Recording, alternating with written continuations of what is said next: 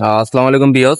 ছোটকাল থেকে আমরা একটা বিষয় শুনে আসছি যে বঙ্গোপসাগরের তলানে বা বঙ্গোপসাগর সম্পর্কে এই অদ্ভুত কথাটা কিন্তু আমরা ছোটকাল থেকে শুনে আসছি, ব্যক্তিগতভাবে আমি নিজেও শুনে আসছি। তো আসলে এটা কতটুকু সত্য বা আসলে কি বঙ্গোপসাগরের তলা নেই? তো আজকে আমি আমার ব্যক্তিগত অভিজ্ঞতা থেকে আপনাদের সাথে আলোচনা করার চেষ্টা করবো যে আসলে কি বঙ্গোপসাগরের তলা নাই কিনা। তো আমি আপনাদের প্রথমে বলবো যে বঙ্গোপসাগরের তলা নেই। তো এখন আপনারা অনেকে মনে হচ্ছেন বঙ্গোপসাগর যেহেতু তলা নেই তাহলে এটা আবার বলা কি হলো। আবার বলবো যে না, বঙ্গোপসাগর আসলে তলা আছে। তো এখানে বিষয়টা হচ্ছে, আমি আমার ব্যক্তিগত অভিজ্ঞতা থেকে আপনাদের বলি। আমি যখন প্রথমবার এই সমুদ্রে যাই, প্রথম বা আমি সর্বোচ্চ যখন বঙ্গোপসাগরের আমার চোখের দেখা বঙ্গোপসাগরের সর্বোচ্চ যে পানির রেকর্ডটা দেখি, সেটা হচ্ছে 80 মিটার। তো মিটারের হিসেবে যখন আপনি 80 মিটার এটা শুনছে, অনেকে মনে করেন 80 মিটার তো এটা খুবই কম। কিন্তু আপনি যখন 80 মিটারটা ফুটে কনভার্ট করবেন, অর্থাৎ প্রতি মিটারে হচ্ছে আপনার 2.5 ফুট করে, তো 2.5 ফুট থেকে 3 ফুট করে, তো 80 মিটারে আপনার ফাই আসে 275 ফুট। এটা আমি নিজে নিজ চোখে দেখেছি বা আমার ব্যক্তিগত অভিজ্ঞতা থেকে।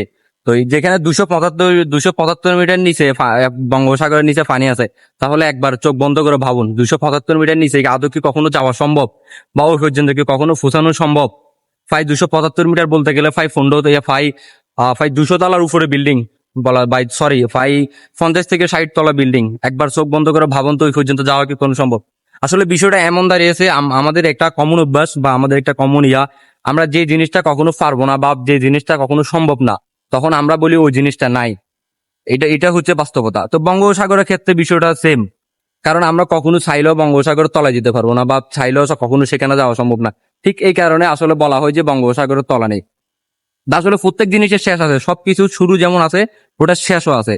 তো আমরা জাস্ট ওই জিনিসটা নাই বলি, যে জিনিসটা আমরা কখনো পারবো না বা কখনো যে জিনিসটা যে জায়গায় যাওয়া সম্ভব না বা যে জিনিসটা শেষ পর্যন্ত যাওয়া সম্ভব না, আমরা তখন বলি যে ওই জিনিসটার কখনো শেষ নাই। আসলে এটা সম্পূর্ণ ভুল, প্রত্যেকটা জিনিসের শেষ আছে। জাস্ট এখানে পার্থক্যটা হচ্ছে আমরা যেটা শেষ পর্যন্ত পৌঁছাতে পারবো না, জাস্ট আমরা বলি ওটা নাই। তো এই বিষয়টা আসলে এই পর্যন্ত হয় বা বিষয়টা আসলে এটাই। তো আশা করি আমার কথা বুঝতে পারছেন। নেক্সট টাইম যদি সাগরের বা বঙ্গোপসাগর সম্পর্কে বা বিভিন্ন সামুদ্রিক বিভিন্ন বিষয়ে যদি কিছু জানার থাকে, অবশ্যই কমেন্ট করবেন। আমি চেষ্টা করব আপনাদের চাহিদা অনুযায়ী সেরকম ভিডিও নিয়ে আসতে। আজকের মতো ভালো থাকবেন। আল্লাহ হাফেজ সবাইকে।